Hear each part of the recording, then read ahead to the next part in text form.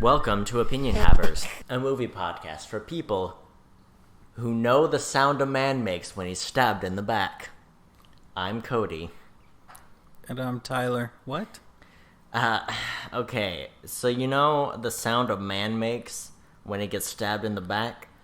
You've told me Of course you don't. the story about this. No, you've told me the story about this, and I just watched the story about this in the special features of the DVD you left behind. Christopher Lee. Oh, or was it one of my fun facts? Okay. One of us. Christopher Lee.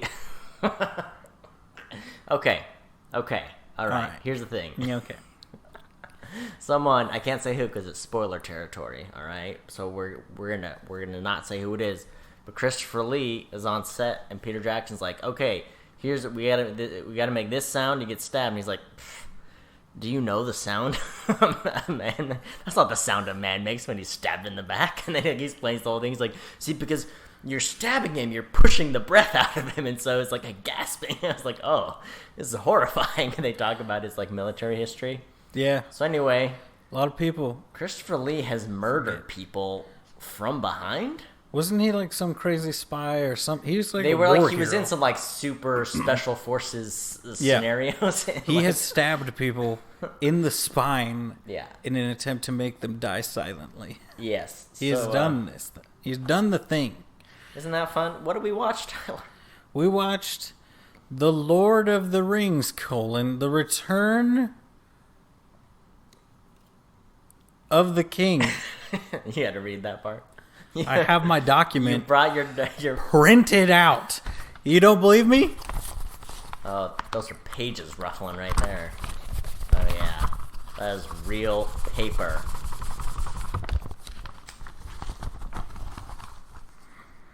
Most of them are facts I'm not going to read. But I wanted to print it out. This is a special occasion. You got your papers? I brought the big boy Red Bull. I like to sip on a little caffeine to prepare my body and my mind to provide for you the best audio content possible. And I chugged 2 Red Bulls today at work. This is a special movie because I got the tall boy. I got the big one.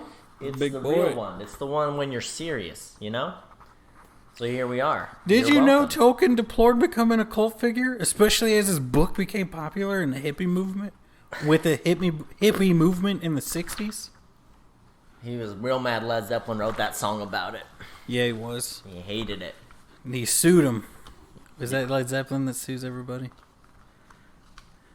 Or do they get sued by everybody because they take people's songs and then don't give them credit? No, I'm talking about like you have it on a YouTube video and you're not monetizing it and they sue you for it. Oh, So I that's know they're like notoriously stingy about who they let use their music, and it's very expensive.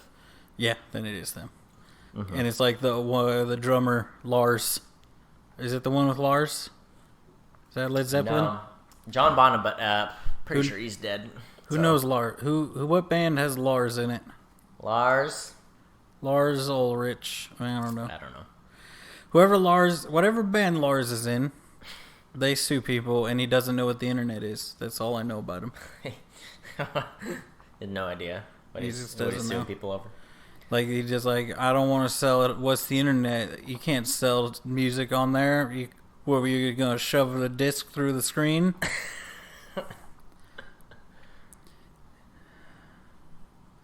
I don't know what to say about that. I know, right? But what do you have to say about The Return of the King? The second highest grossing film at the time. So, what else can you say? There's too much to know. Too many fun facts. Did you know it won every Oscar it was nominated for? I'm pretty sure. 11 Oscars. 11 Academy Awards, including Best Picture. Basically every award except for one sound award and like some acting awards and like the short subject ones. Pretty much all of them. They got it. 11 Academy Awards. 11 of them? Yeah. 11 whole ones? Yeah. All I got on this first page is Tolkien in the book, and it talks about how they used one of his ideas for the RTS game. So, top tier facts here, you know what I'm saying? Those are excellent facts. This one says something about Minas Tirith. It's very good. Mm-hmm. Do you want to... How was it? How was watching this one for you? We've all seen this movie. If you haven't, please press pause and watch. Just take a quick 3-hour 20 break and watch Just it. a quick 3.5 Or or 4 hours if you want the extended edition. And you want the extended. How was it watching it for you this time Here's around? the thing. As I've told you, I watch these every year. Almost, at least once a year. Yeah. In honor of the people who read it every year, we watch it every year. Yeah. I've read the books once. I'm going to do it again. I'm holding off because there's so many other books I want to read, but I'm going to do it again. Mm-hmm. I fall asleep during this one most of the time. Oh, yeah. So it felt like a whole new movie. Because you were awake the whole time. I was awake the whole time. Which is weird because, fun fact, I ran out of Adderall the day I take Adderall. That's a fact. the day we watched this movie, I was out. When you told me you were out that day, I was like, oh no. This is not the movie to be out. You know, right? 4-hour movie, no Adderall. Let's see how it goes. But you were present. You were for the aware. kids at home. I don't just take Adderall. I take enormous amounts of Adderall for an adult to take. It's a suppository, isn't it? It's a huge suppository, roughly the size of a Fabergé egg. It's actually 3. They're linked like little sausage links. Yeah, there's 3. You have to. But you have to take them at different times, so they're held together. So you just gotta hold the other 2 and then suck it in at the right time. But I was out, so I don't know if you noticed. First off, I put the footrest up on the seat, on the chair that I sit in. Oh yeah. I was sat squarely in this recliner that I record in. Yeah. And I popped that footrest up. Yeah, you did. And I kind of leaned back and was going to resign myself to, I'm going to fall asleep. I've seen the movie plenty of times. Mm-hmm. And then I said, nay. And I watched it and I was like, I'm glad I didn't fall asleep because I don't remember a lot of this stuff. Yeah. It's such a long movie and there's so much that happens in it. Even Bailey, who's sitting next to me the whole time, and she's seen it once or twice. She was like, I forgot about this. We're like, oh no, he's back. Why did he come back? We're like, no, we told you. He comes back, all the things. There's so much happening. So it was good for me. It was long. It was good and long. And there's a lot to talk about, certainly. So how do you want to arrive to Middle Earth this time? I want to... I didn't prepare. You always prepare your intros. I did not prepare our mode of transportation, and I'm just like, oh my gosh! Dare we climb upon the golden wings of an eagle and fly? I mean, that's the easy way. So sure, we might as well. Everybody gets mad at him for not doing it in the movie. Let's do it right now. Let's hop up on it, and you'll see. Now we're here, and that was a boring transition. Loved it. We could have had 3 movies worth of dialogue before getting to Spoiler Town. Yeah, we could have. Spoiler Shire. Okay, I have several things to say. Yes. Number 1, Smeagol Deagle. Brothers, cousins, lovers. Which are they? Yes. Here's the thing: if you don't love someone enough to change your name so it rhymes with your partner's name, I don't think you know what love is. You don't have that Smeagol Deagle chemistry. You really don't. Here's the thing, Cody. I've read the books. There's a lot more information about Gollum. I couldn't tell you the Smeagol Deagle relationship. Here's what I know: Smeagol dug holes, and everybody hated him. That's the extent of what I remember about the Smeagol section. Anything else about the holes, or just he tunneled? Here's the thing, though, right? They're like hobbits. They live in holes, or maybe they live in houses. I don't remember. Riverboats, I bet. But if they lived in holes, which I believe they did, he would tunnel to just on the other side of walls and listen to people to blackmail them or something. I don't know. But that would be the equivalent of somebody like busting through their wall to get to the other side of your wall just to listen to you. So can you blame them for hating him? No, not really. And Also, you go hang up a poster, and now there's a giant hole that's collapsed in your wall. And you're like, dang it, Smeagol. the posters Dang are it, Jethro. expensive. Yeah, Probably a framed poster too. I worked real hard on it. yeah. It's a signed cast poster of The Lord of the Rings, The Return of the King. I was gonna say Cats, the movie, everyone's favorite. Can we talk about how Cats started the coronavirus pandemic? Sure can. Here's what happened. There's Cats released, the world fell apart. And I don't think that's a coincidence, Cody. That's a good point. I mean, I'm not implying anything. I'm just stating two facts. Cats was released, world fell apart. You draw your own conclusions there. you make a good point. You make a good case. Yeah. Did you? You didn't even see Cats, did you? No, you did, Tyler, I watched Cats and you didn't. Because you know what that you know means? why? The world fell apart. We might have to do a Cats cast.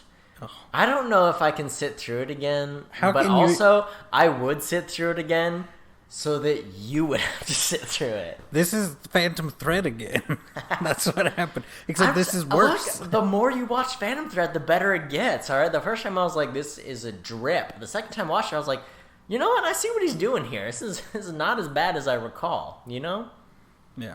So, okay, here's something I noticed about Smeagol Deagle scene, alright? Yes. Smeagol, Deagle, fishing. Deagle gets a big old fish, falls into the boat, into the river, alright? While he's in the river, he finds the ring. He emerges from the river with such force, like a large fish flopping, like a glorious dolphin jumping out of the... Did you notice how Yeah. much... Okay, it has to be from the ring, right? The ring's like, sweet, this is my way out, and so it like gave him the power to flop. Because no one... Normally you like breach the surface, then you kind of climb your way up on a riverbank, but he just... Yeah. It was like someone yanked him up Yeah. out of the water. I didn't even think about that until this time watching. I was like, oh, it must have been like a ring thing, right? Is that what you got? Of course you No. did. Oh. Yeah. Absolutely, Cody. I agree with you 1,000%. Okay, here's what was terrifying to me. We're watching this movie. Treebeard is there. Gandalf is there. They're at Isengard. Treebeard's like, oh, hey there, young Gandalf. Treebeard calls Gandalf young. I was like, oh. Young Master You're an Gandalf. old. It scared me how old Treebeard was when He's he a called tree- Gandalf young. Gandalf's the oldest dude, basically, right? Yeah. Been around there forever. The only older person would be like what? Elrond?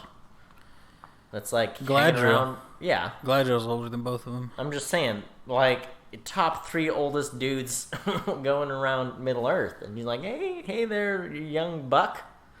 Yeah. Actually, I think Treebeard's older than Galadriel. Really? Because I'm pretty sure that Treebeard was there before the elves were created.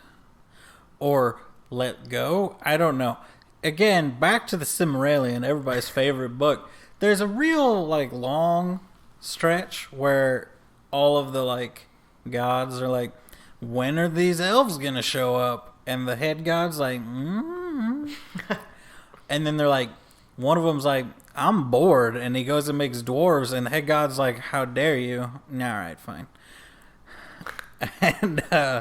And then the elves show up, and I'm pretty sure they just show up, but they're like, it's very much like they're released from a camp, because they're just like wander out of the wilderness, and everybody's like, and it's like, where did you have them?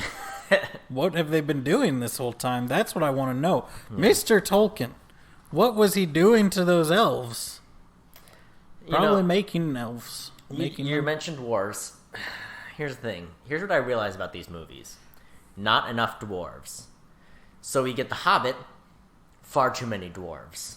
Where's the happy medium? Because look, I love Gimli, but in the extended editions, Gimli's a little much. He gets like in this one, he does like a drinking contest. He crosses his eye. Good. He falls back in his chair. He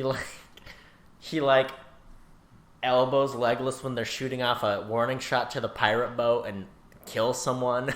Yeah. Who is I didn't know this. Peter Jackson. Yeah, I it's didn't Peter even know Jackson. that. Watching these, I was like, oh, that's Peter Jackson. They shoot with the arrow on the pirate ship. He's Carrot Guy and Pirate That Dies, and then something else in the second It's movie. just so weird to go from The Hobbit, we're like, oh, we got these, how many, 12? 12 dwarves?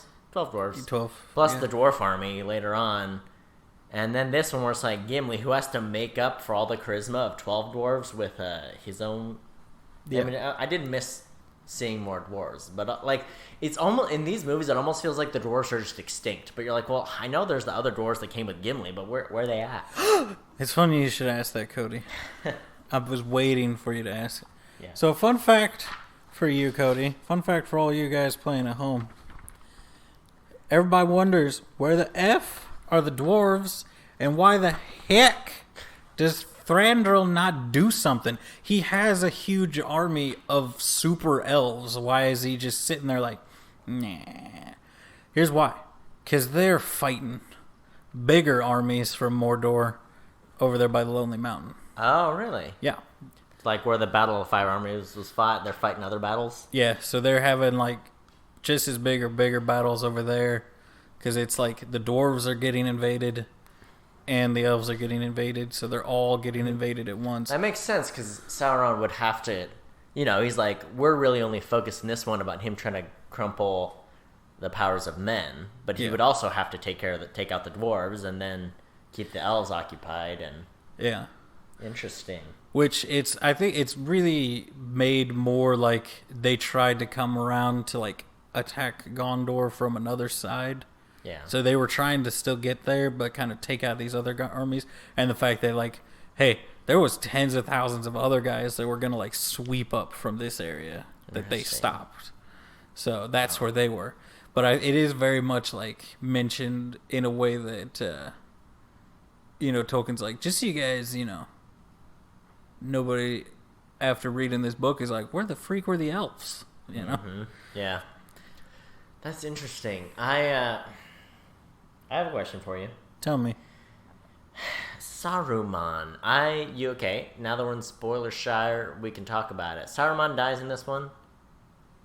He gets stabbed in the back. He gets stabbed Christopher in the back Lee provided by Wormtongue.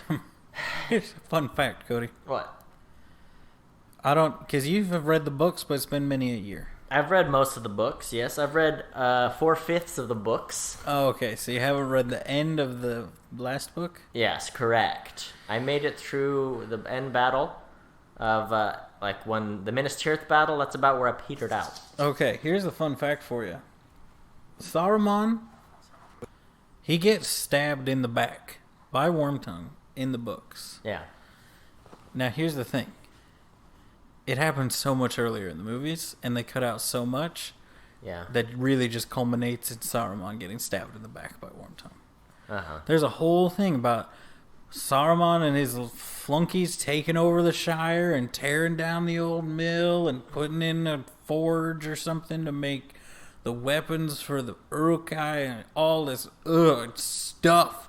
And it's like, this would be fine if it was a separate book. But it's a whole book at the end of an already long book, and you're just like, oh my gosh. Yeah. See, I know some people, they always mention that. They're like, they cut out the whole thing, and then like the making of, they're just like, yeah, I mean, the whole movie's about the ring and trying the quest to destroy it. So that really had to be the climax for us. The screenwriters were like, yeah, let's finish on the bang instead of having a bang and then just like a slow burn at the end of like, hey, by the way, there's a bunch of other stuff going on too. Yeah. So really, you just missed out on Merry and Pippin being real cool because they drank the tree juice. Uh-huh. So now they're real tall. Yeah. So there'll be like men who are like, what are you doing? And they're like, open the gate or I will kill you. And the guys are like, okay, all right. And then they'll have guys come out and they got sticks and they're like, we'll get you. And then they're like, I'm wearing armor and have a sword. Yeah. I'll kill you. And they're like, okay, then you do what you're going to do then. That's about what you miss. Yeah. It's cool though. And everybody judges them for wearing armor. They're like, you're different. Yeah.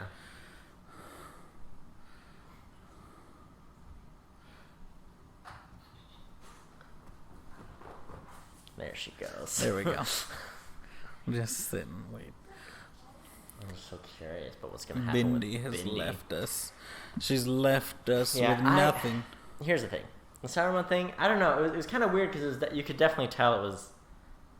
It was weird. It was weird. I feel like the effects weren't quite right. Like, his staff breaks, and he's like, "Bow!" and the staff explodes. But it didn't look as good as, like, the Nazgul blade disappearing, or even Gandalf's staff thing they do later. And then he shoots a fireball, and it's like, it looked kind of cheesy. It looked like a fireball. I mean, it looked like a TV fireball, not a movie fireball. You know, I don't know. So but, it's like... I mean, the movie's 20 years old. But there's so many effects in the movie that still look great, you know, and so having that... Although he does fall off the tower and land on a spike and get dragged under. So I mean that was interesting. What did you think about how it's like they show up? There's the close up of Treebeard of him doing the yes we're here, wizard up there. Then it does all the extended scenes. Then it cuts back to close up of Treebeard. He's like, the filth of Saruman is washing away, and you're like, they just put this extended scene in the middle of his speech. Sandwiched it right in there. It's like... That's how slow Treebeard talks. It's like he's thinking of the next thing to say, and they do the whole thing, death scene, whatever. He's like, right, the filth of Saruman is being, yeah. It was, I mean, I'm kind of glad, I don't know. Here's the thing. This is similar to the Two Towers. I was like 50-50 on some of the extended scenes. In this one, there were a few that I really loved, and there were a couple other ones that I'm like, well... I'm okay. You know, I'm okay that they left it, and I'm kind of glad the theatrical versions they did trim them down and keep them really tight. And of course, we can still have the nice extended version, but I don't know. I am grateful for the version they had in theaters. I think it made sense what they kept in, what they added in as extras, but you know, wasn't part of the theatrical version. You know. Yeah. Gimli, man, Gimli's drinking. He drinks like a little doggy. You know what I'm saying? He laps it on out like a dog on a hot summer day, you know? Oh, I love the drinking contest because Legolas is like, I'm starting to feel it, and then Gimli like he can't hold his liquor, and then he collapses. And I told you I send it to a friend of mine all the time because you know in my youth, you know maybe me and this friend maybe might have partaken in some of the fire water. And that's about how it would go. Is he'd be like, "You're drunk. You don't know what you're saying." And I'm like, "Do we need to take you to the hospital? Are you gonna be okay?" And he's always like, "That's not how it is. You're just always drunk and flopping about." And I'm like, "Yep, that's right. The 400-pound dude versus the 200-pound dude. 400-pound guy's definitely drunk first. That's how it works." And then even. They're talking about drinking in the making of thing, and they talk about how like Orlando Bloom's like a super lightweight, and they're like he's very delicate, and it really had an effect. They're like, honestly, even Elijah Wood could probably outdrink him. Like, oh gosh, that's the meter for like gosh, even Elijah can outdrink that dude. He's so delicate. He's a sweet boy. Yeah. Cody, can I tell you? I have some film and book differences. Right okay. Hit me. This is my favorite one that I don't know. It would. I don't think they should have put it in, but I wish they'd found a way. Right. You know what I mean? Okay. So, after Aragorn returns to Edoras in the book, he gains an elite unit. That's how this guy words it, which makes it sound like he's in a D&D game. Uh-huh. All right. Comprised of 3 elves, one of the sons of Elrond. Mm-hmm. And 30 Dunedain men who accompany him for the rest of the story.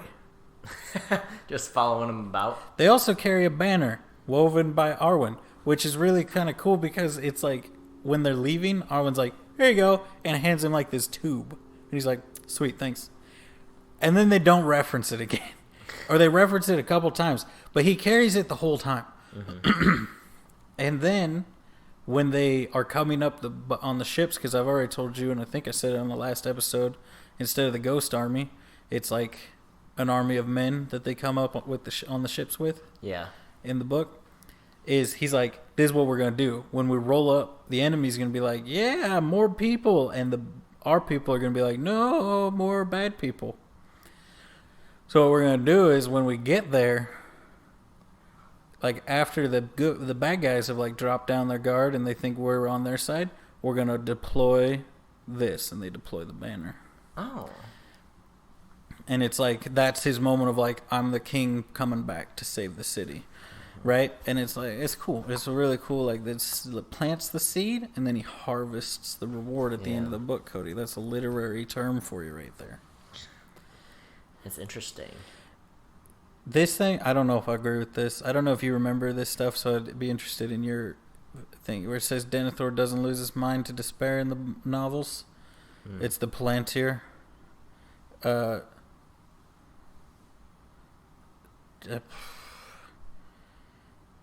He doesn't lose his mind to despair, and the Palantir is shown rather than being alluded to.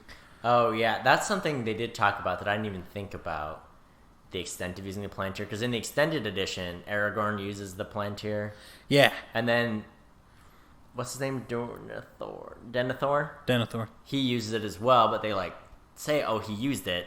And then, it's just interesting because they talk about how everyone sees something in the Palantir and draws the wrong conclusion out of it. So it's like Sauron sees Pippin through the Palantir and assumes he has the ring. Yeah. And then...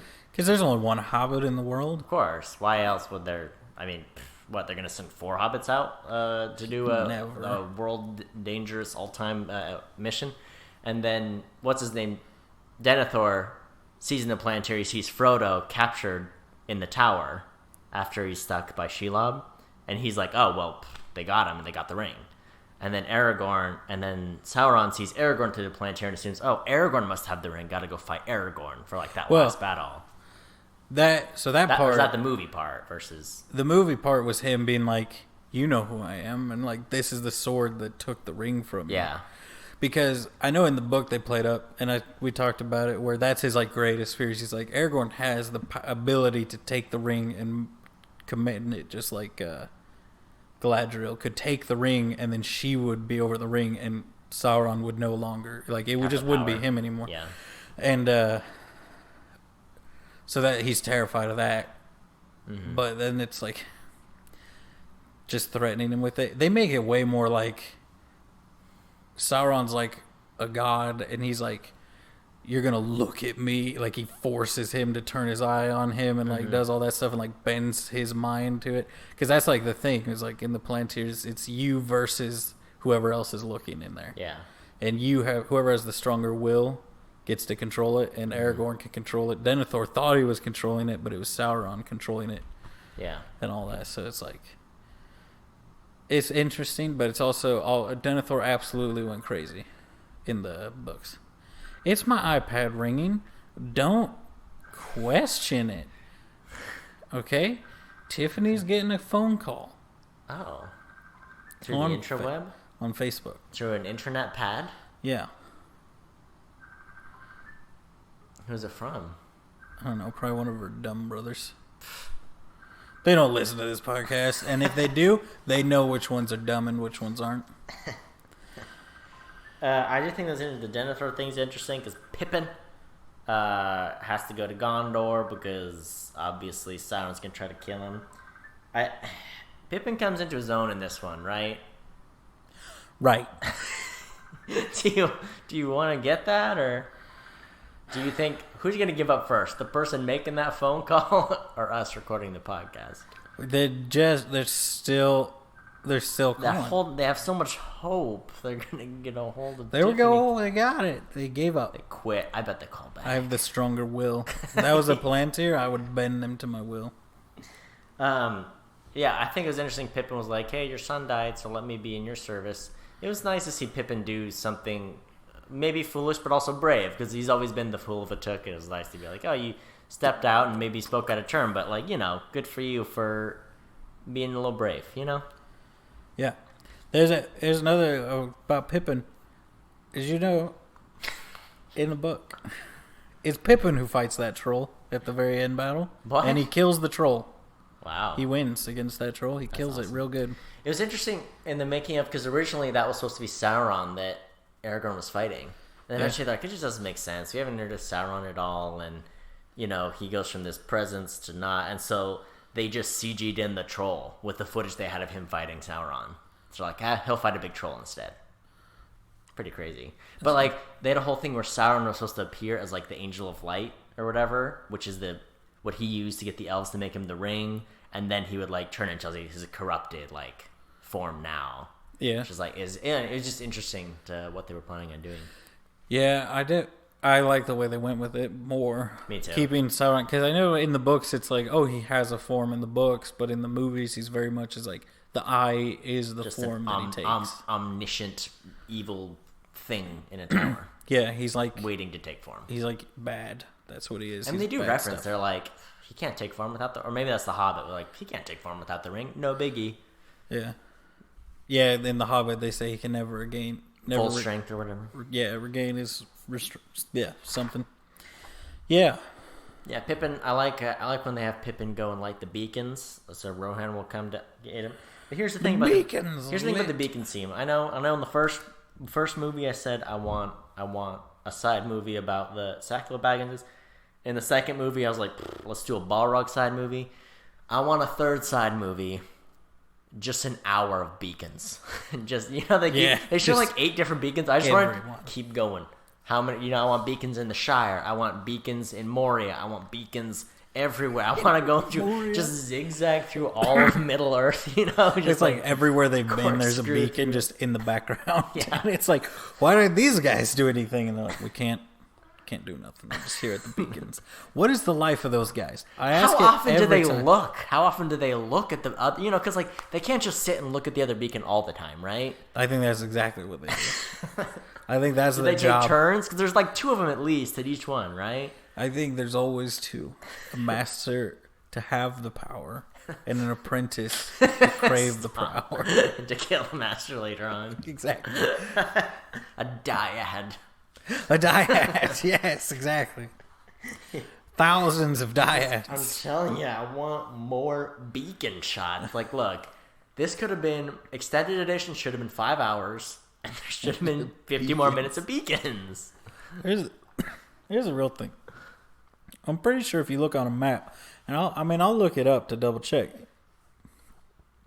I don't think Gondor and Rohan are really that far apart. Yeah. So the whole purpose of the beacons is to do it really fast. But if somebody's not looking, Oh yeah, if and it really messes one it missing up. link, or if one dude like it rained yesterday, and they're like, well, that sucks, doesn't it? Because I guess a lot of people are going to die now. Yeah. I mean, it's a 3-day ride from Edamore. Edoras. From Whiterun. I'm telling you, I wrote down so many names of like stuff, and now I'm looking at them like, I hope that was right. I got a few. Remember when Gimli's like, forget your guys' army, I want a filthy dwarf army out in here. Remember when he said that? Did that catch your ear? He's like, imagine we got a bunch of nice filthy dwarves, a big legion of them. I was like, you're nasty, Gimli. Give me a legion of dwarves. You want it raw. He's like, I want a big, meaty, raw dwarf army. I was like, this is too much. I don't know. Yeah. Dwarf legion, armed and filthy. Yeah, he had a little, which his filthy dwarf legion was busy fighting back at the Lonely Mountain. Yeah. Which my thought is like, didn't you kill all these guys? Like, well, I guess there's a lot of time to redo it. It's been, say, 77 years, 60 years, 72... 70-something. 78, 70, many years. Almost 80. Let's go with that. Maybe 80? I don't know. Maybe 80. Remember Shelob's Lair?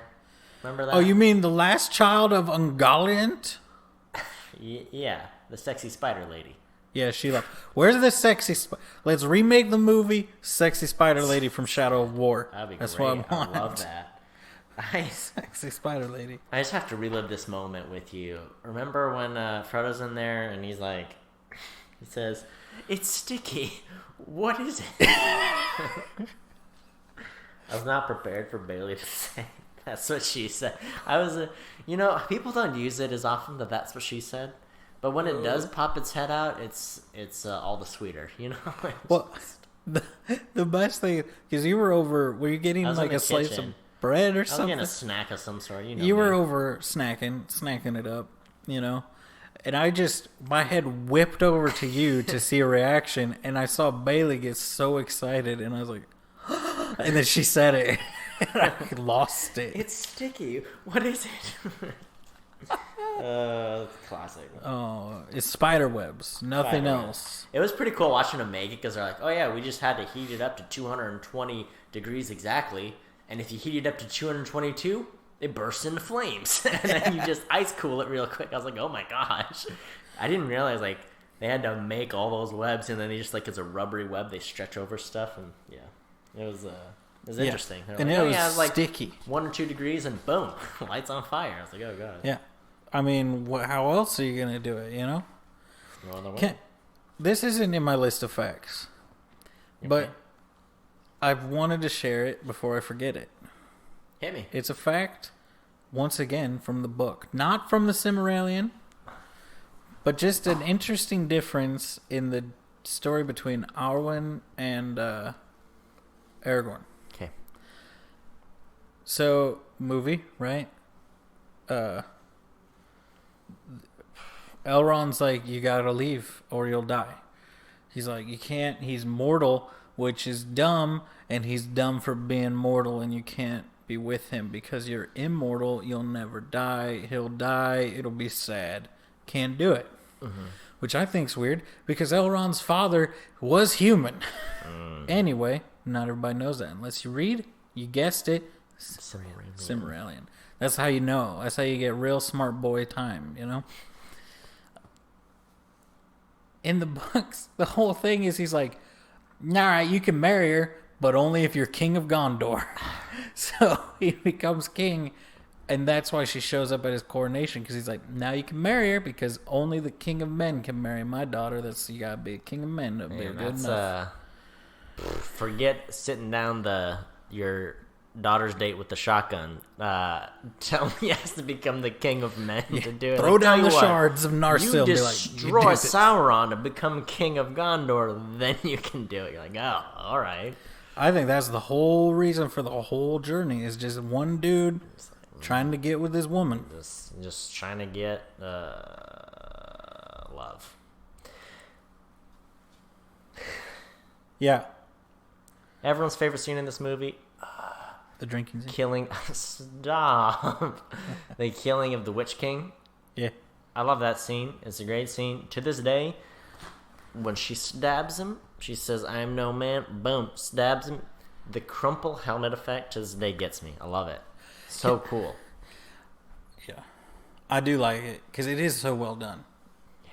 Because it looks like he really got crushed into pieces and died. Fun fact, that the guy who plays him is, I believe it's Gothmog. Is that right? Gothmog? No, that's a different guy. Same guy who does Lurtz. Nice.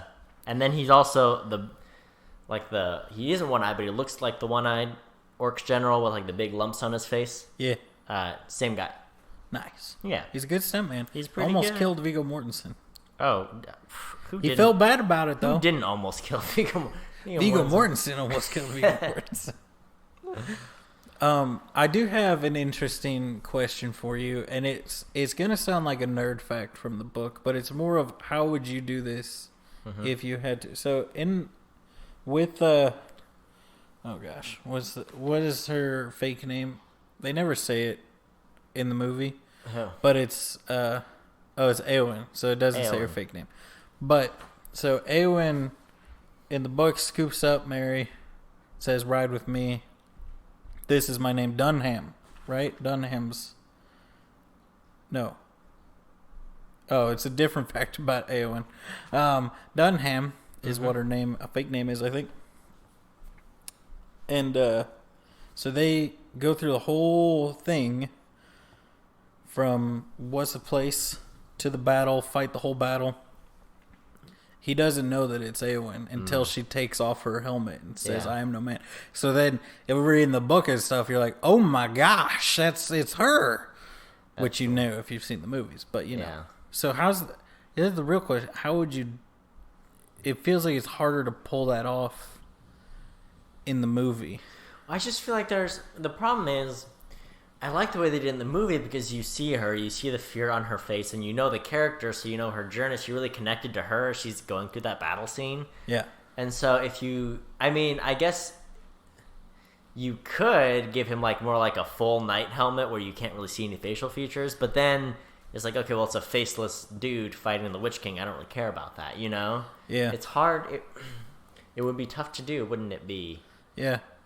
But it's a cool reveal in the book. And she does wear like the full face helmet because they're like, she's like, if any part of my face is visible, then the king is gonna immediately know that I'm his niece. Yeah, you know, like I can't. It's not like in the movie where she's just walking around with her hair hanging out and her face hanging out, and there's a little bit of dirt on her face, and she's like, no one's gonna recognize him. Basically, the princess. Yeah, I mean that's the only way you could do it. Is a full helmet. Yeah. But yeah, no one had a helmet of that style, so it just wouldn't have fit. Yeah. I think they're meant to be. You lose out on a little bit. I mean, it's fun to see the terror on her face as she's fighting the Witch King and like the giant mace that's like the size of any man's torso and all that stuff.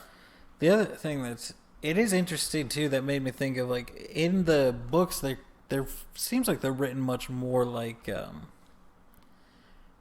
medieval knights kind of in style and everything between Gondor and Rohan and Rohan, you know, like more like a feudal but with a more powerful king kind of society and all that.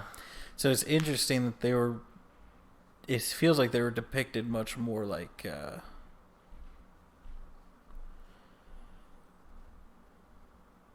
like all the people of Scandinavian descent, you know? Yeah. Like all the Viking descendants. Mm-hmm. Right? Yeah, no, that is interesting. I mean, they talk about how Rohan's so influenced by Beowulf, and like even their language is very similar, like Anglo-Saxon, and yeah, I don't know. It's interesting, but I mean, they definitely wanted to make them feel. I think the idea was like, well, one, we'll make it real Beowulfy in their architecture. Number two, they'll be like Vikings, but on horses, so they'll have like lighter leather armor and stuff like that. So there's that aesthetic. And then what's the last thing I was gonna say? I don't know. Oh, the other thing is I think they really wanted to make everyone distinctive, where it's like, oh, these are very distinctive cultures, and you can tell as soon as you see them. Oh, that's a horse dude. Oh, that's a Gondor dude. Oh, that's a pirate dude. You know. Oh, that's a southern elephant riding warmonger dude. Yeah, Gondor does really feel just kind of like white dudes, you know. Yeah. But I guess that's kind of like they're the generic like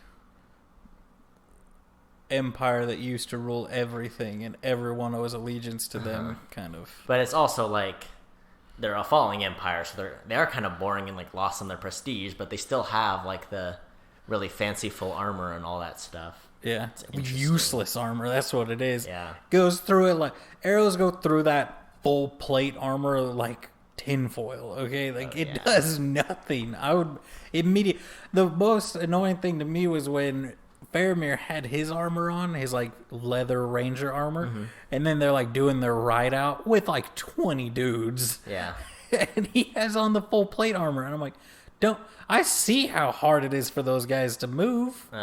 Don't wear that armor. Yeah. That's the worst armor. Fun fact, most like the main actors did a lot of work with the horses to like know their animal and be good at riding them and everything.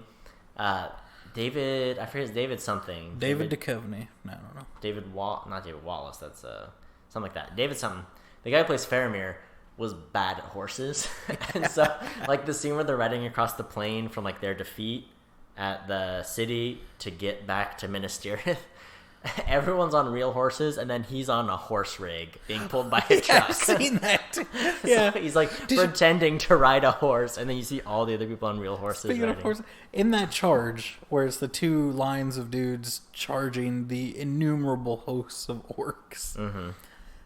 Did you notice the one horse that just decides to go sideways during that charge? I don't know if I did. It's like, if you're watching, so if you're looking at the screen, it's like towards the left side. It's like maybe 3 or 4 horses from the left on the front row, and Yeah, they're all like kind of trotting along, like kind of starting to get to their gallop, and it just is like bouncing to the side into other horses and like kind of crushing them all together.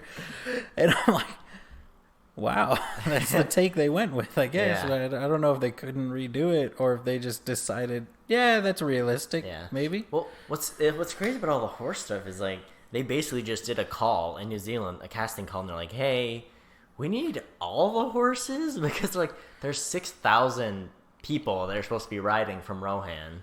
That's how many people they get.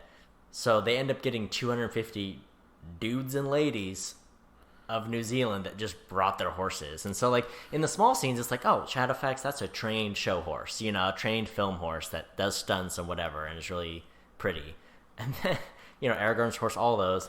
In those scenes with the riders of Rohan, it's just like, here's 250 random citizens of New Zealand who own horses on their, like, in fake armor and, you know, like, doing their thing. And so it's just, like, it's crazy, like, the logistics of it. You're like, you're 250 people that don't know anything about making a movie, and you're going to have them shooting for a couple weeks trying to get all these charge scenes.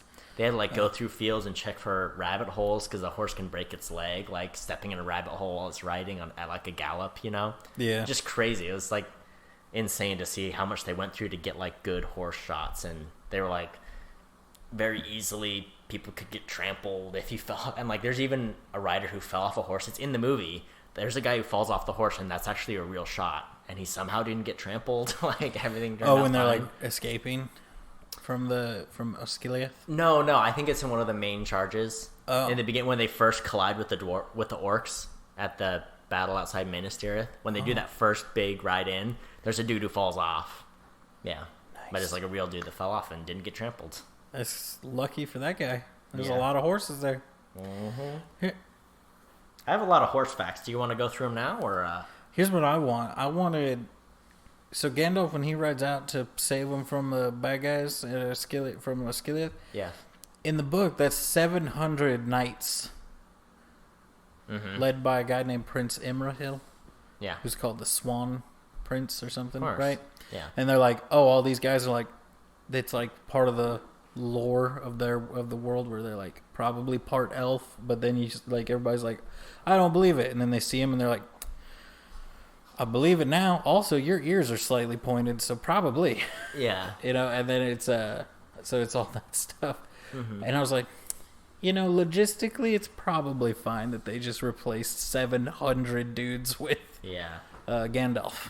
Mm-hmm. But yeah, it was like a whole, because it would have been a whole another huge battle scene because they were like getting chased by the orcs. It wasn't, I don't think, the Nazgul. Yeah. Also, I have failed to make this point for everybody watching it and thinking, why do the Nazgul feel like they give up so easily? When, especially like, it's like they don't have their horse or their like winged mount, and it's like they just give up, or it's like they just kind of flail about when they're fighting with their swords. Yeah. So it's because they can't see people. Oh. They see, so when Frodo puts on the ring, the same stuff, like how he sees the world, that's what they see all the time. Oh, yeah. So it's like people are kind of like wisps and shadows, and it's very difficult to get an exact. So their mounts, whether it be their horses in the first movie or their winged things, are trained to be their eyes and direct them. Oh, interesting. So their mounts are like what are supposed to fight, or at least point them at what they're supposed to swing at. So that's one of the reasons I think he uses a big mace even in the books, because it's like he can just kind of swing that in the direction of something he knows is there. Yeah, that's interesting. I didn't even think about that. That makes sense. Yeah. And okay, speaking of Nazgul, one of the extended things, Gandalf and Pippin are headed to the keep Faramir from getting burned alive. Witch King comes down and is like, yo, Saw. And then he calls down fire from his blade and just zaps Gandalf's staff and is like, anyway, I got distracted, and then flies away. Yeah. Well, he's supposed to be leading the army, so he's like, oh, shoot, I need to go, like, save my army real quick. But, like, Gandalf's staff is just like, bleep, gone skis. Yeah. And his staff is gone for the rest of the movie until the very end when they're getting on the boat at Grey Heavens. He's like, staff, got it again. Well, it is very vague, even in the books, as how they get their staffs back. Yeah. Because he breaks his multiple times throughout all the books. In The Hobbit, his gets lost or messed up, and then he takes Radagast's staff with the stone and the thing, and anyway, there's a lot of staff destroying in this one. Okay, so since you asked, I'll tell you more about the horses. Number 1, I believe I think it's the horse who plays Shadowfax, or it's one of Aragorn's 2 main horses, named Domiro. He's like, Domiro is a diva. And they talk about what a little diva he is, which I thought was just adorable. Much like your Shadowfax. Yes. Mm-hmm. Which I shared a fact with you that you'd forgotten about in our Minecraft server. Oh, yeah. Where you had 2 horses. I had horses, and I named one Shadow. One was Eugenia, and the other one was Eugenia Shadowfax. And Shadowfax. And we were about to go on an adventure, and you're like, ride, Shadowfax. Show us the meaning of haste.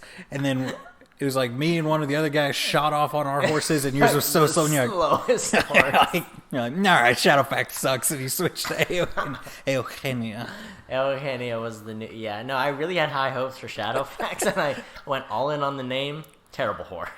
I'm fairly sure. Didn't you kill that Shadowfax and go get another Shadowfax? I believe I had Shadowfax, and then I think I spelled the other one different.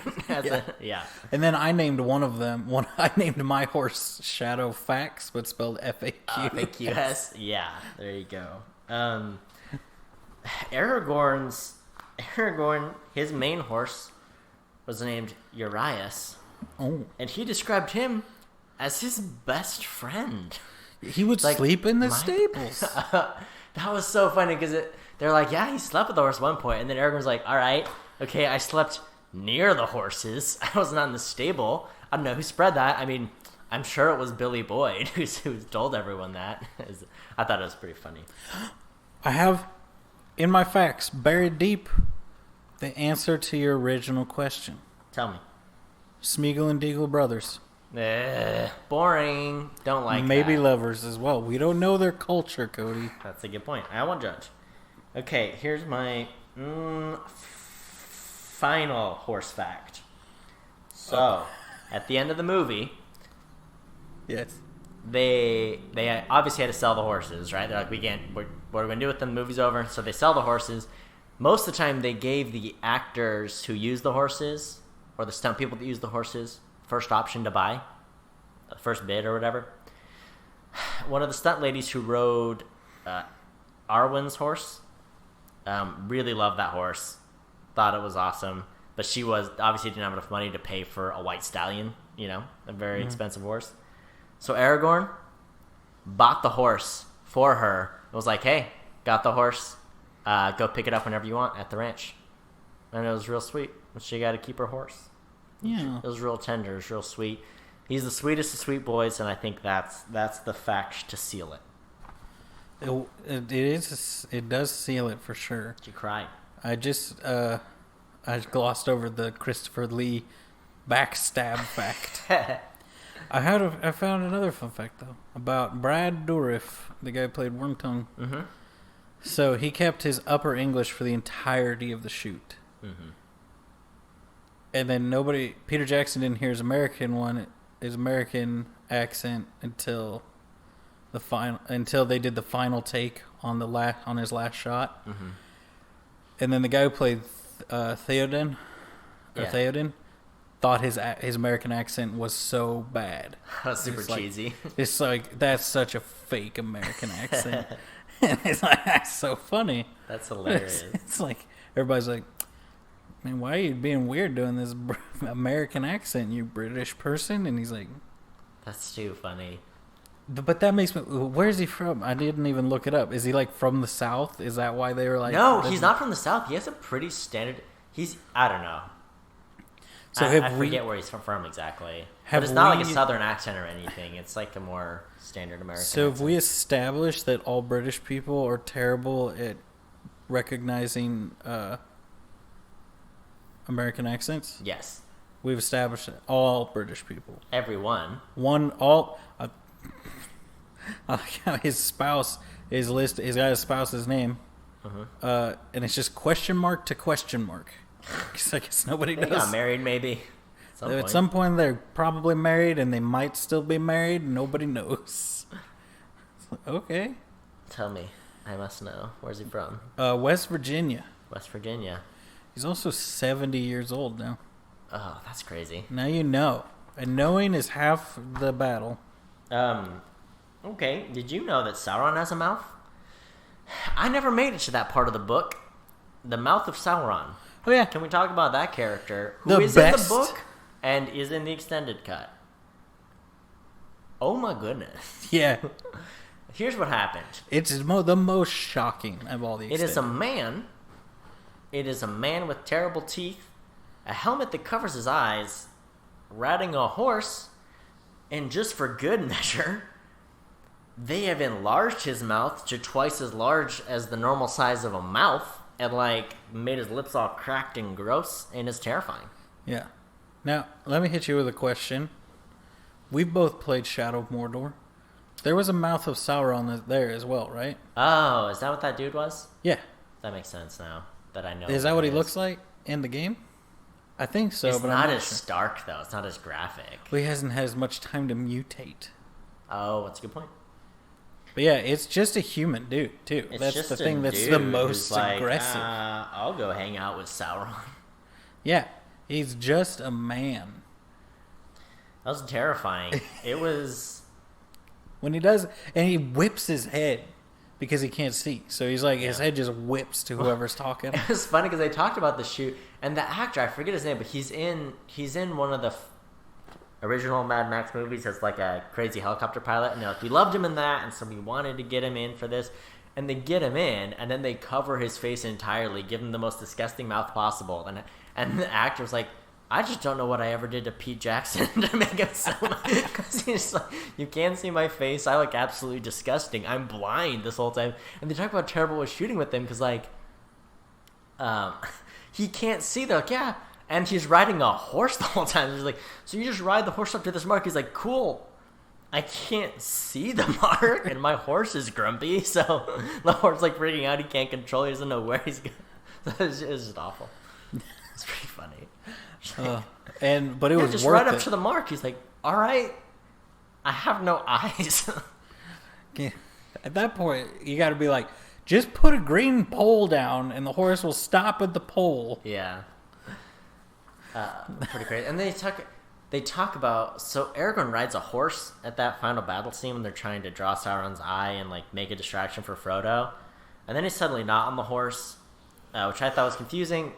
I never was fully clear, but I did learn that in that scene one of the lady horses was in heat, and so his horse, which was a stallion, was freaking out because he's gotta get the lady horse, gotta murder the other horses so they don't get to the lady horse. And so we had to reshoot that day because the horse was just freaking out. Yeah, I forgot about that too, where it's because they tried to shoot it with horses, didn't they? Yeah. But that really put a damper on it. Yeah, it really when will. there's one horse trying to kill all the other horses. Yeah. And do, things. Ask your parents, kids. They'll explain it to you. They'll explain it. Okay, the wedding scene. This is the end of the movie. This is clear. Do you have something to say about the end before we get to the epilogues, the fun? Well, I wanted to say, it's cool that they built the gates to real size. They actually built those gates to be knocked down by the ram and stuff. Oh, okay. I have a fact about that. The name of the ram is Grond. There we go. I was hoping you found that. Name Grond. So that thing, they built that about full sized, I think, because the doors were full sized. So the city of Gondor gates were full sized. They weren't a model. They weren't scaled down. They were full sized gates.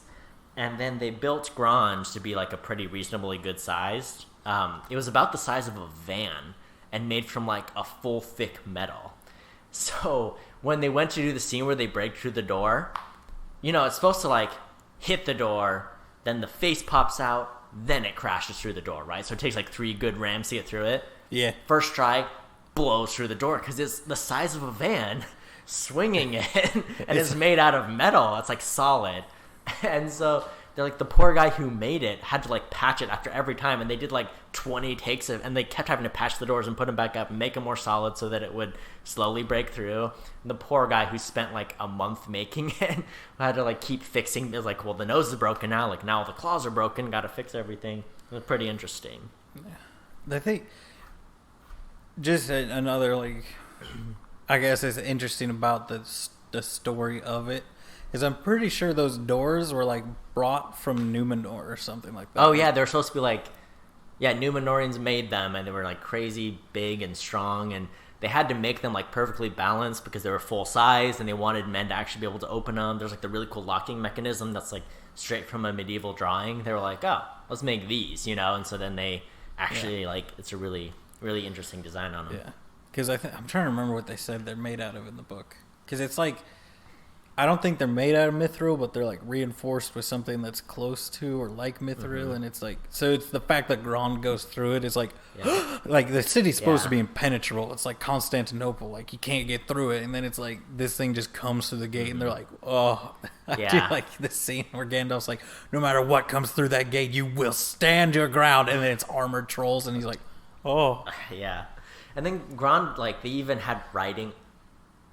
Like imprinted all on him in like black speech about like how strong he is, and like it's like a enchanting it to be stronger, and they had a whole chant and song about it. It's like it's a whole production. I didn't realize until I read the book that they were chanting the name of the ram. Like I didn't realize the significance of the ram until I read the book. I was like, oh, it's a wolf thing with the flames. It's cool. Yeah, it is cool. Why didn't they bring that? Why does it have to be on fire though? Like what? For the weenie roast after the battle? It's intimidating, I guess. It does. I mean, it looks cool. I'm not saying it doesn't. Oh, I have some, but while we're on the battle scene, I have some numbers on it. In case you're wondering. So the Pelennor Fields was originally going to have 50,000 orc soldiers, which didn't look impressive enough. So it was increased to 350,000. Oh my gosh. For reference, there was 20,000 Uruk-hai at Helm's Deep. That's so crazy. So everybody's like, the same as big. It's the same size. It's like, well, no. It's bigger. Yeah. Well, it's crazy because they have the orc army, but then they call in the sea pirate people to aid, and then the people that ride the elephants. The Oliphants. And then they had a fun name for them, too. It's like Mankills, Monkill. I forget what they're called. But fun fact, the elephant... They actually built a full life-size one one of the ones that falls down. Yeah. And so they could shoot around it, so they have that in the background. It is purported to be the largest single prop ever used in a movie. Like, the largest physical prop that's been used in a movie. And it was huge. And even, they built it, like, as big, like, bigger than a full-size elephant in real life. Peter Jackson was like, could have been bigger. And they had to like truck it in pieces, and it's like this whole thing all detailed out. He's like, it could have been bigger. Yeah, and then they just killed like 500 elephants in the background, right? Oh yeah. Yeah. No, they didn't. They did. They didn't. That would have been bad if they had, because the Oliphants don't even look like elephants. How dare you? Also, fun fact for you: in the books, they just call them like 6 different names, and there's no consistency to it, and it's infuriating because it's like every culture has a different name for them. The hobbits have like 4 different names for them, and it's like, just you called them one thing in the movie, stick with the one thing, man. But Tolkien's over there pushing up his glasses like a heckin' nerd. Like, that's not realistic. All these different cultures would have different names for them. Like, how about finish your books? Stop writing new languages, you maniac. Yeah. The crazy person. That's what you think. Crazy. Mouth of Sauron, super creepy. He is very creepy. There's a happy ending in the movie, right? They destroy the ring, which is great. They're saved by the eagles. We get several different endings. To wrap up all the goodness, which I appreciate. One of which, Sam does marry Rosie. Yep. Fun fact: if you go to the appendices of the book, you'll know that his daughter's name is Goldilocks. Fun fact for you. Oh, yeah, I forgot about that. That's the one thing I remember from reading all those charts of, like, the names in the family trees. I'm like, Goldilocks, you nerd. Okay, the wedding scene. Is it just me, or did Sam's ear look wrong? His ear? Yeah, you know, they have the big ears, the pointy ears. Yeah. It was like the middle of it was like, there was no color in it. It was like messed up. Yeah. It looked bad. I didn't notice. And then in the next scene, the last scene where they go to Grey Haven? That's Grey after, he Shores? comes back after the Grey Havens. They, when they're there, ear looks great. Looks perfect. I'm like, what happened to it? Well, But, he had to travel from the Grey Havens back home, and he lost a little color in his ear. fun fact. They're at the wedding, and Sean Astin's family wasn't on set that day because they're like, I don't know, I don't want my wife on set while I have to do, like, wedding kisses with this random actress. And they kept joking, like, oh, we'll just do one take. Don't worry. We won't tell your wife. And then they had to do, like, 20 takes. But, like, it was hard because it was just, like, them there, you know, and there's a crowd at the wedding, except when they shoot it, there isn't. And so Aragorn saw that, and he's like, let me get Billy Boyd, who plays Pippin, and we'll go stand behind the camera to, like, you know, cheer and give them something to feed their energy off of. Aragorn, after one of the takes to try to get, like, a smile out of them, just laid a fat kiss on Billy Boyd, like, on the mouth for, like, a solid 3 or 4 second kiss to get it, which is pretty great. He's the sweetest boy. We love Vigo. And then come to find out Billy Boyd has kissed, he said, I have it on authority that he's kissed 5 members of the Fellowship, 5 different, throughout the production. Yeah, he has. He was trying to collect them all, you know? Oh, Gotta yeah. catch them all, you know what I mean? Got to. They let John Rhys Davies throw his makeup in a fire on the last day. Did Oh, you know that? I watched that. Yeah, Yeah. it was pretty fun. Oh, that's so good. That's a happy ending to a happy tale, you know what I mean? Yeah, it is. 1,000 days of shooting for the miniatures team. 1,000 Insane. days. Well, they talk about how, like, it's 15 months of principal shooting, and then they did pickup shooting for, like, all the movies throughout. So they were someone was talking about how, like, oh yeah, I got here for my first day of shooting 4 years ago or something. So I was like, we wrapped up shooting in 2000, and then in 2003, the year Return of the King came out, they were still doing, like, some pickups, and then, like, the miniature shooting went on throughout the whole thing. It's crazy because it was like a 7-year process for people that were, like, for Peter Jackson, beginning to end, it was like a 6 or 7 year movie. So, did you see the numbers for the total award nominations and wins and the win percentage rate? No, tell me. So, as you stated, it was nominated for 11 Oscars, winning all of them, tying the record with Titanic and Ben-Hur for the most Oscar wins. Right? Yeah. So, in total, Return of the King won 258 awards out of the 337 nominations, Goodness. which is a 77% win rate. That is insane. And it's also the only fantasy film in history to win a Best Picture Oscar. So crazy. It's amazing. I mean, they swept the Oscars for everything. They were basically nominated for everything except for, I think, sound editing. They got it. They weren't nominated for sound mixing or for the best actors.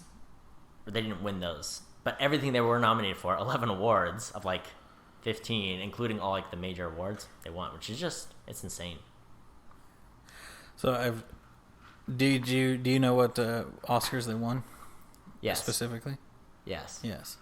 Good. Did you know the 3 weeks after winning the best director, they concluded that final shot? Yeah. So he's always joked that he's the first one to win he like won it on an in progress movie or something. Yeah. Hadn't finished the movie yet. He's like, I think he said, like, this is the best way to do it. You win the Oscar, and then you finish shooting the movie. Like, this is ridiculous. I think the final shot was some of the skulls rolling for the City of the Dead scene. So they had to carve a bunch of mini skulls to do, like, the part where the skulls are cascading down. Yeah. He's like, yeah, at first he was like, can we do 2,000 skulls? We're like, yeah, sure. Like, what about 5,000? That feels better. I was like, sure. Then that turned into 20,000. Anyway, in the end, we had 80,000 miniature skulls they used for that part where they're falling down. And then they had full-size skulls for the close-up shots with Aragorn and, like, Gimli. It's like, it's just crazy. 80,000. Yeah, 80,000 mini skulls. Just dropping a ton of skulls on him. They like rented a ton of walnuts to do for the sound effects of it, and you're like, rented what? a ton And I was of like, walnuts. yeah, I guess you can make money loaning people walnuts. Yeah. Okay. This is the last fun fact I have, but one of the people talked about, like, your average like blockbuster movie, you'll probably have about 200 shots. That's like an average Hollywood movie.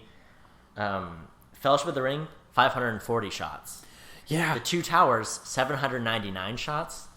Return of the King, 1,488 shots used in the movie. Yeah. Which is just It's more than the other two combined. That's crazy. It's incredible. But they talk about how they had developed so much new technology that it was their chance to like use it all. So Peter Jackson kept saying like, well, wait, we got to get some trolls in this movie, and well, why don't we redo that elephant scene? We got a couple days left before the deadline, and just like kept throwing all this stuff at him. It was a chance to use like everything they had done and really showcase it all, and all the digital effects and the AI technology they use in their programs called Massive to make the battle scenes and blend it all with the live action shots they use. And it is quite an impressive. I mean, there's a reason they won the Oscar for their effects and their production design and everything, but pretty amazing. Yeah. What's craziest to me, right, is the movie, like all the other ones, it says a $94 million budget. Mm-hmm. And it made was over $1 billion. Yeah. That's over 10 times its budget. Cody, I don't know, maths-wise, a lot more than Panda Warrior. I mean, look, it's a little more than Panda Warrior, but you can't knock the voice acting talents. We're talking a movie that's the box office hit, grossing $35,000. What theater showed that movie? That's what I want to know. Like, I don't know. It looks like a straight to DVD, Redbox.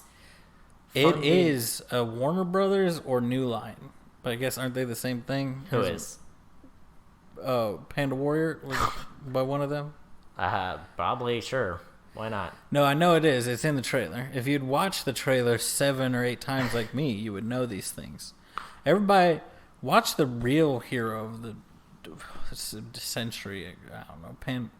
Panda Warrior. Now on nothing. Now on VHS.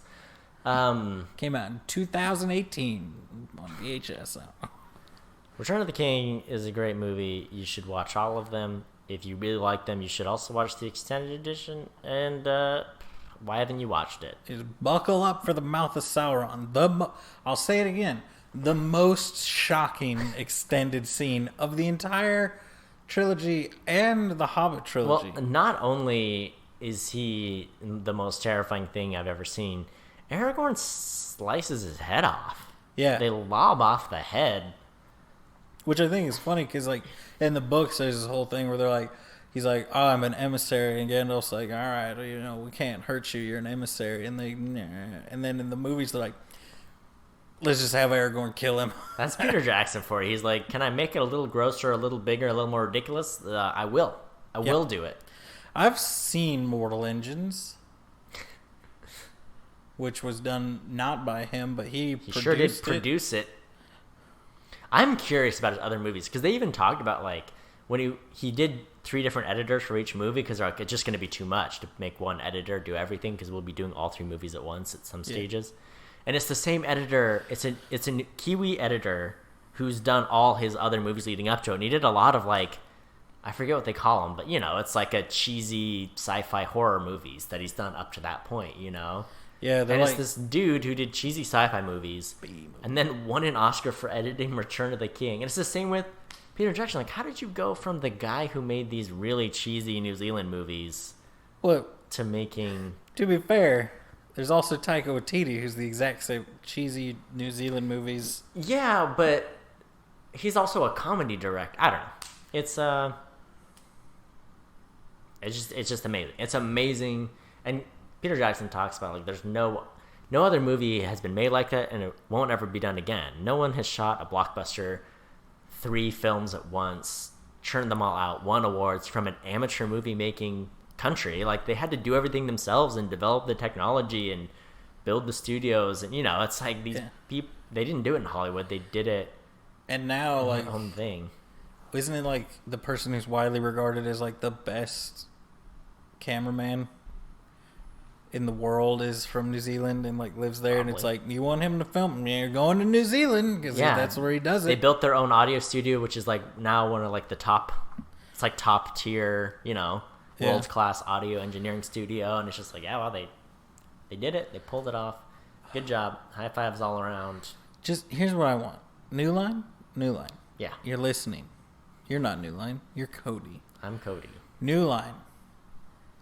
Sign the check.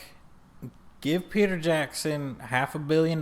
Give him more money. Say, hey, The Hobbit was bad. Redo it. Just do it again. Just here's the money. I'll bet you my soul that you will get that money back. New Line. I think it's fair, right? That's a safe bet. Mm-hmm. That's like investing in. I don't know what's something. Cody. What's something super safe to invest in? The stock market, real estate, precious metals, wheat, crops. Here's what I know about futures, Cody. You're buying wheat that hadn't been harvested yet. That's correct. What I know. Yeah. You're buying fake things. Mm-hmm. And then you sell those fake things to people that want the real thing. Here's what I didn't know about it. I know somebody that started doing the futures stuff. Yeah. Here's what all you kids don't know about when they don't tell you about this in grade school when you're learning about these futures. Mm-hmm.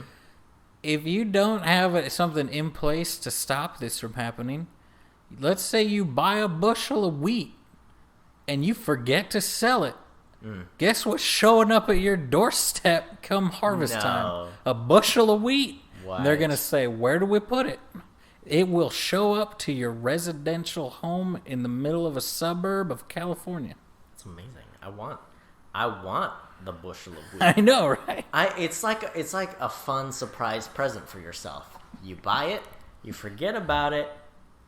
Surprise, A few months later, you got your own bouncing bushel of wheat. Here's the problem, Cody. This is what I also know. They only charge you like 1/10 of what it's worth. So they show up and they're like, you bought $10,000 worth of wheat. And they show up and they're like, where's my money? Oh. And you're like, it's in the wheat. That's where it is. The money is the wheat. So then you have to sell your futures, your children, to pay the wheat man. Oh, no. Now you know. Now all these little kiddies that listen to us, now they know. And the best part about it is I'm the one that taught them, not you, the guy that has a degree in economics and probably knows more about this. I sure do have that degree, and I sure don't know that much about it. Cody, I'm not one of these financial economics majors. I'm an economics major. Here's what I understand that you know, Cody. Yeah. You know fun facts about Lord of the Rings? Yes. And that's all you learned in school? Mostly. All right. I also learned a lot about the history of economics, which, let me tell you, nobody but economics majors cares about the history of economics. Cody, next week we'll record a whole podcast about it. I can walk you through the last 250 years. I'll start you off with Adam Smith. We'll go straight through Karl Marx, on to Keynesian economics, even to Milton Friedman in our modern day. I'll do it all for you. You want to know what Reaganomics means? I can tell you. Oh, Cody, I got bad news. It looks like I'm going to be out of town next week. That's a bummer. I'll be recording a solo Opinion Havers episode on the thought and history of economics. Oh. It'll be our best-selling episode. Best-selling episode. Oh. New Line will buy it and create a trilogy out of it. Yeah, they will. Peter Jackson will make a cameo as the librarian that kicked Karl Marx out of the library he lived in. There you go. Did you know that? Spent years just living in libraries. So anyway, Thanks for listening. Yeah, until your titular economics podcast comes out, we go out there, we watch movies, and have opinions. Oh, also, share us still things. Add opinion havers, whatever. Nobody tweets us. Nobody cares. I've been getting tweets. We just talked about economics for 45 minutes. A whole week of tweets, and I haven't gotten any sense. I haven't gotten any sense. It makes me sad. You should cry about it. Tell Vigo about it. Vigo! I want to make a movie with Vigo, so he'll kiss me on the mouth. Yeah. What about Billy Boyd?